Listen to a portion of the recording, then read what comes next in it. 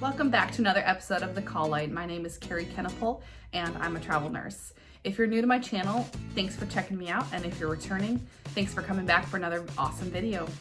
If you tell me that you don't want to make more money and you don't want to live a little more bougie lifestyle or take a step up in this world, I would say you're fucking lying.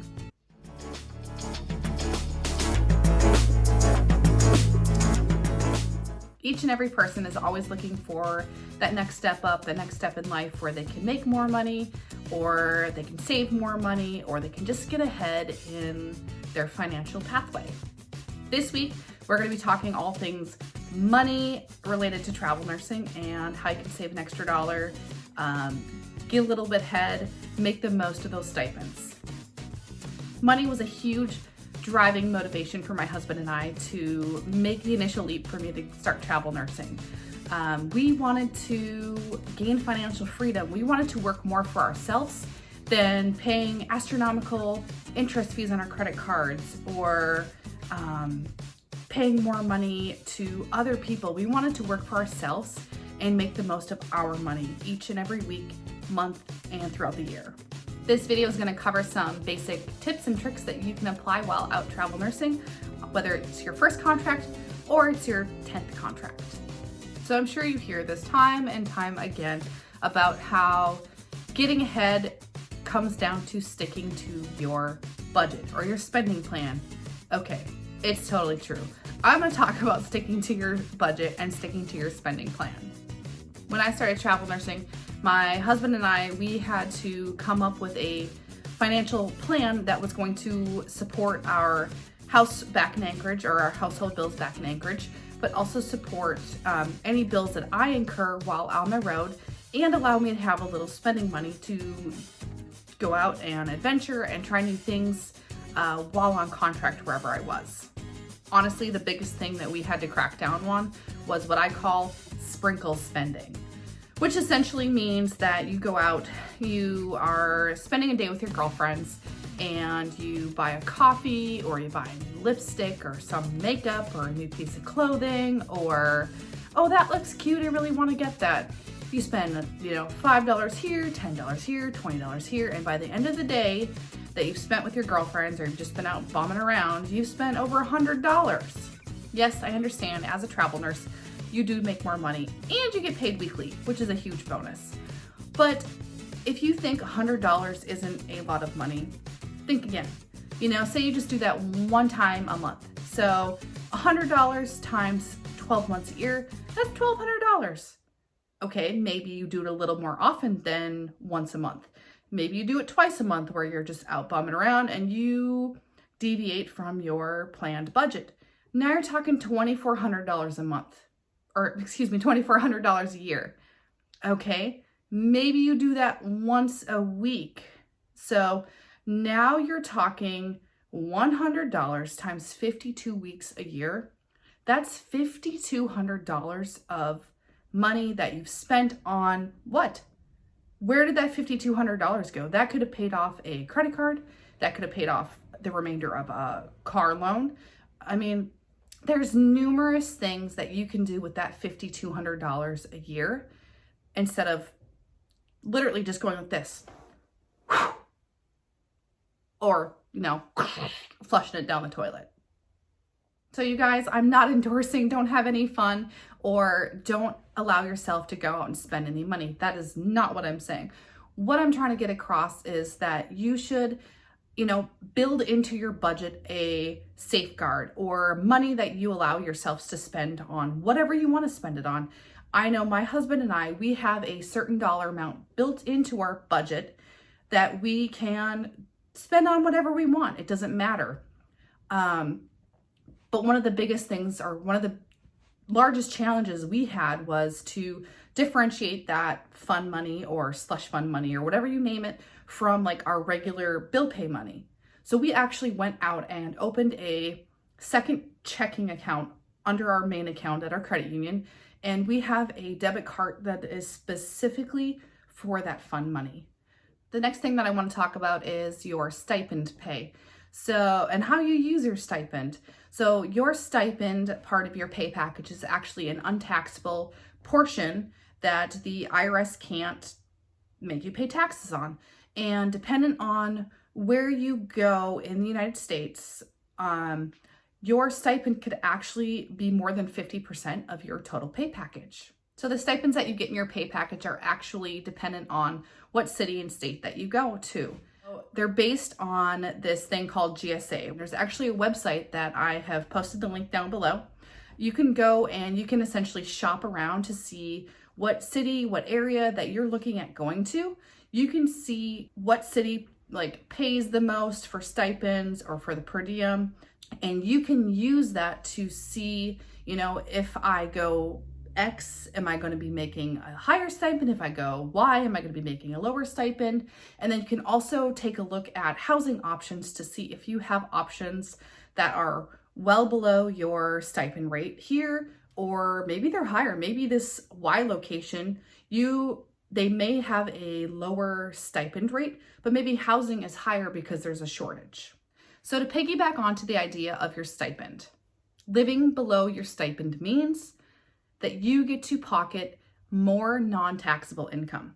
When I was in Northern California, my housing stipend was $3,500 a month. I rented a room for $850 a month. That means if you do the math, $3,500 a month minus my housing cost for $850 was $2,650 that I pocketed that was non-taxable income. So each person's living situation or their desire for their living situation is definitely different. Some people want their own place by themselves. Some people want a roommate. Some people have a pet that they travel with.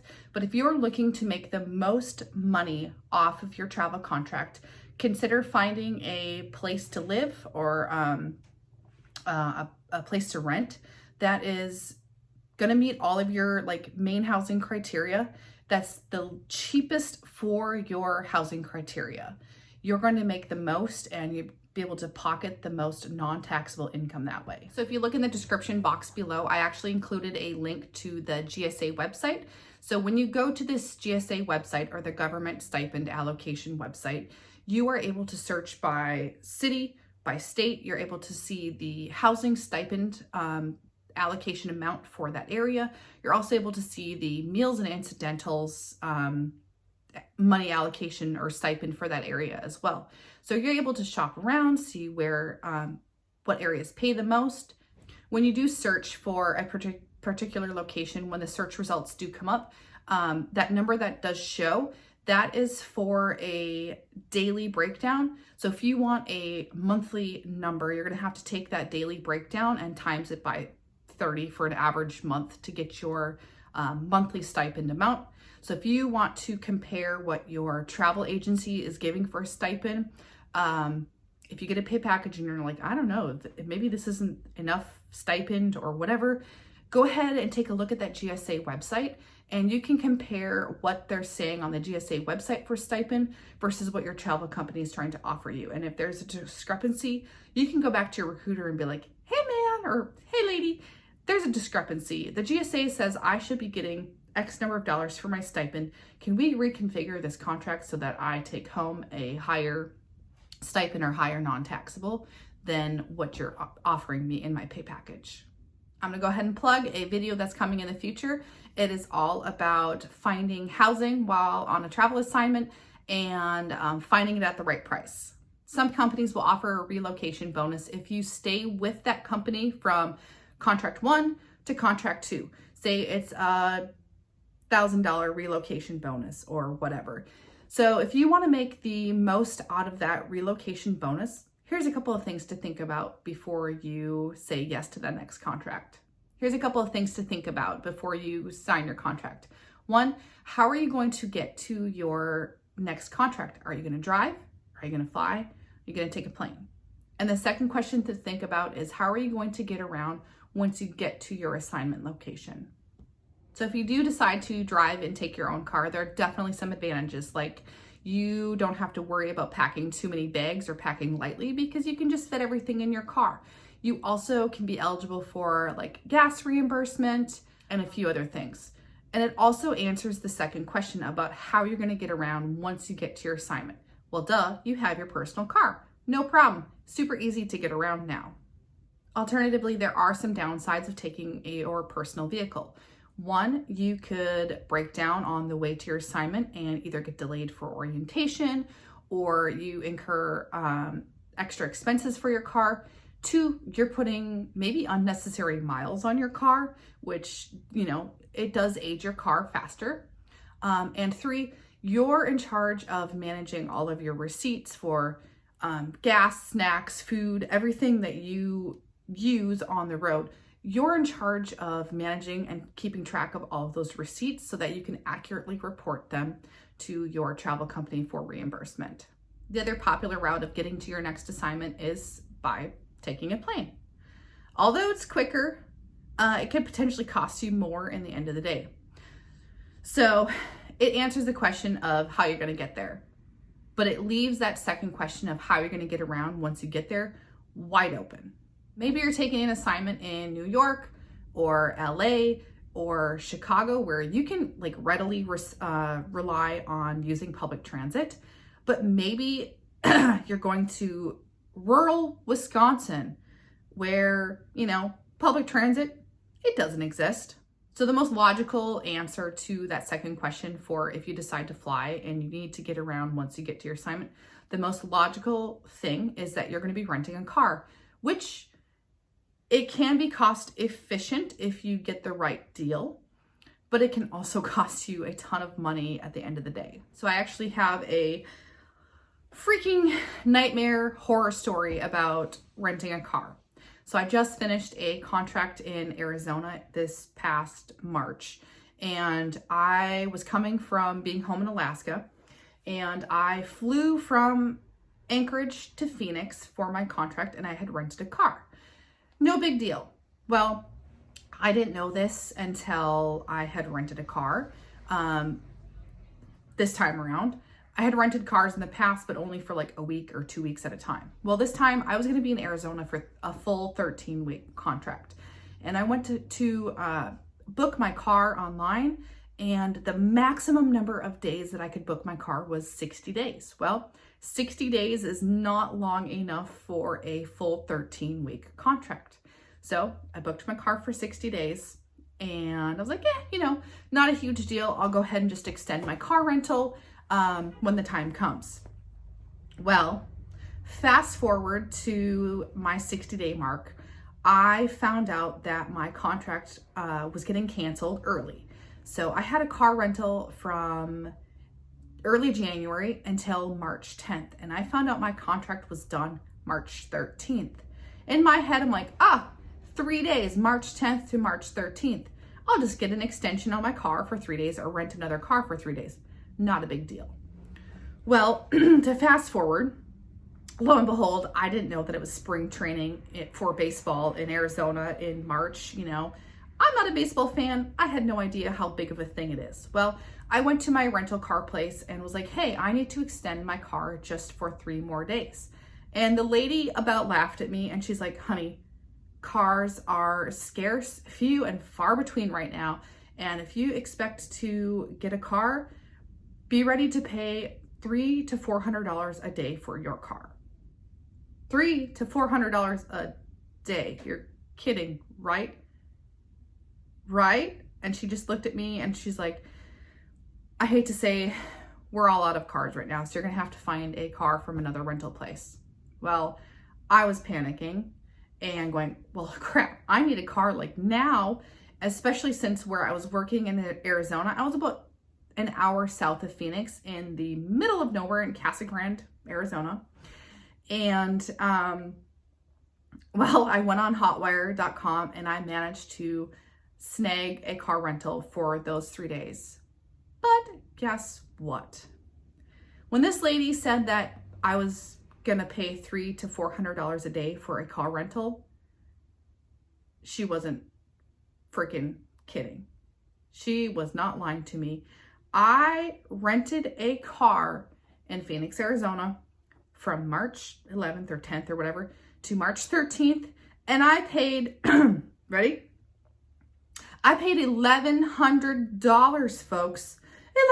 $1,100 for a car rental for 3 days. Okay, so you're thinking, that's a lot of money. Well, yeah, it's a lot of money. But when I initially booked my car for those first 60 days, I paid $1,800, I think, for 60 days. With all the taxes, the fees, and everything, I paid $1,800 for 60 days. And then spring training comes, and I need a car for 3 more days.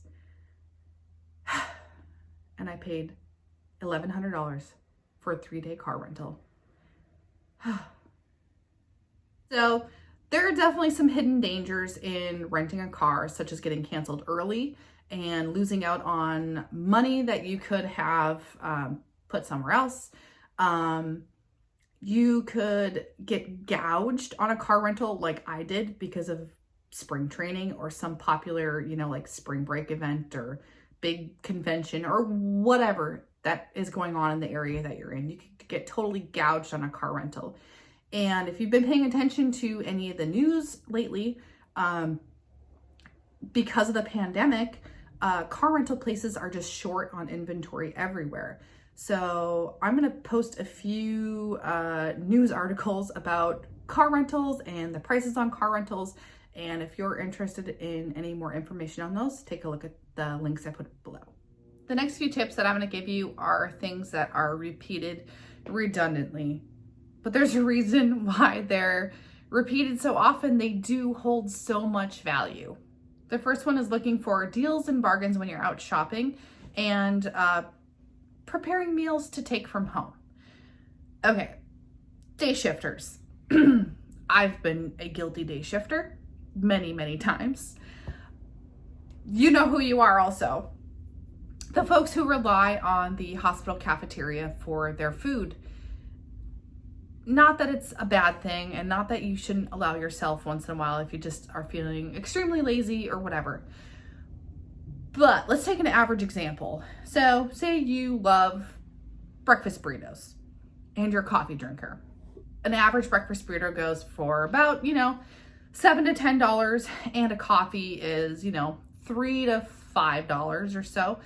Let's say your breakfast comes to about $10. You eat breakfast your 3 days a week at work, $10 a day times 3 days, that's 30 weeks, or $30, excuse me, over the course of 13 weeks. That's $1,300 that you spent just on breakfast over the course of your contract. I'm gonna let you sink in for just a minute. I always get from people, well, cooking takes time, it takes money, it takes energy. Of course it does. Being healthy, making conscious, money choices, making conscious exercise choices. It takes time, it takes energy, it takes thought. That's, any good habit, it takes energy, unfortunately. On the flip side of time, money, energy, etc., think about taking back 7 minutes of your break at least, every single break that you take. Because it takes time to walk down to the cafeteria, to wait in line and order your food, to pay for your food, and then you finally get to sit down and eat your food. Okay, well, you only get 30 minutes off the clock. So if you're spending 10 of those minutes just getting your food, that's an entire break that you're missing over the course of the week because you're waiting on getting food. If you just have your food readily available that you take from home, you get to take back some of your break time. Make it your own time.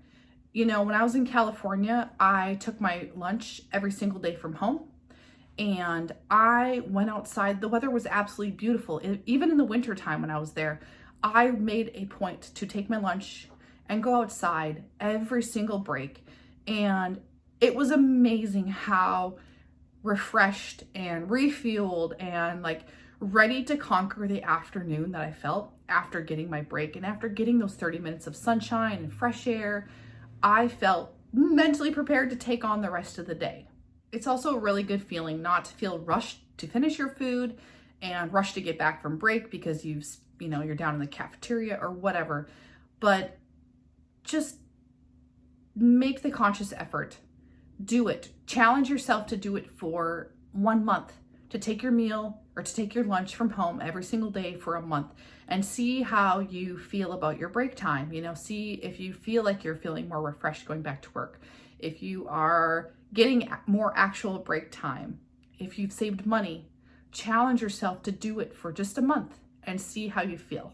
If you're interested in any like super quick, easy meal prep ideas for yourself, drop a comment below saying meal prep ideas, and I will respond with some of my favorite easy to do meal prep ideas to take to work.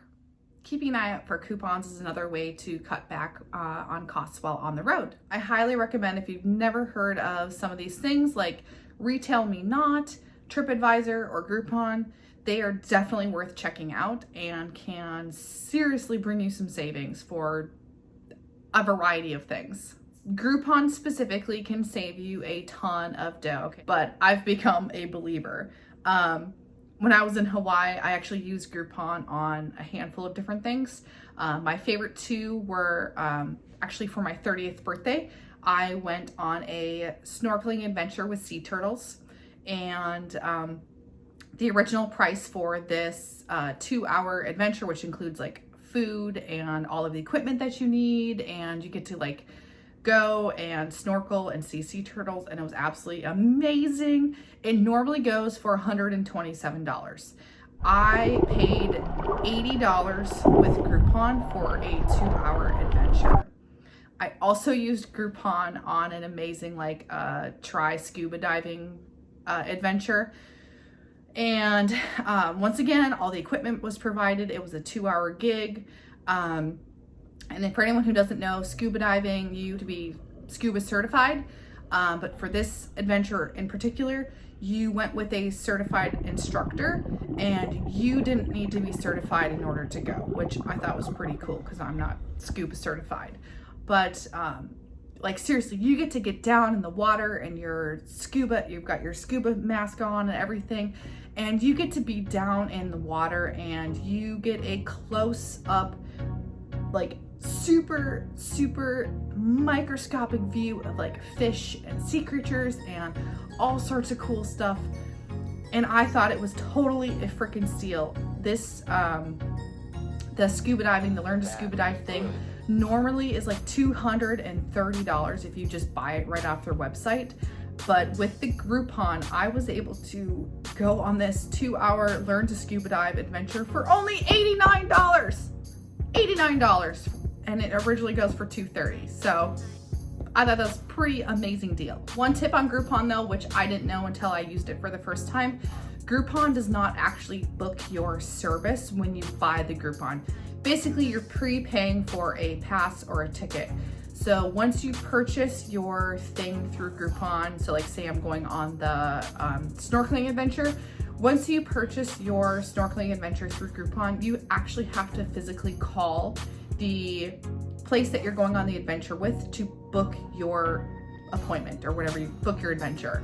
I didn't know this, and I wish that I would have known this before using it for the first time, because I really would highly recommend looking a few weeks ahead of time, or so that you can actually schedule your adventure on a day that works for you or works with your work schedule. And it just makes it a little bit more convenient to, plan your life around. So my best tip, look early, look ahead, buy ahead, just in case you are going to Oahu or Honolulu in the next coming months for a new contract. I did post the link to the 2 places I use, Pink Sails Waikiki and Try Scuba Diving Honolulu. I posted the links below in the description box. So travel nursing, it's about having fun and creating new memories and meeting new people. It's also about making more money. And just because you're making more money does not mean you have to spend more money while you're on the road. So all of these things that I've just talked about, they're all ways, tips, tricks that I've used personally that have worked well for me to save some money and cut back on expenses while on the road to maximize that extra income so that I can put that extra income towards other things like debt reduction or building up a savings account. If you like the content of my videos, please press the like and the subscribe button below. And if you have any specific questions related to travel nursing, I would love to hear your questions so that I can make a video in the future that would answer your question. And I just want to say thank you for watching my channel, and I hope to see you back for the next video. All right, now good people, go out and prolong the inevitable.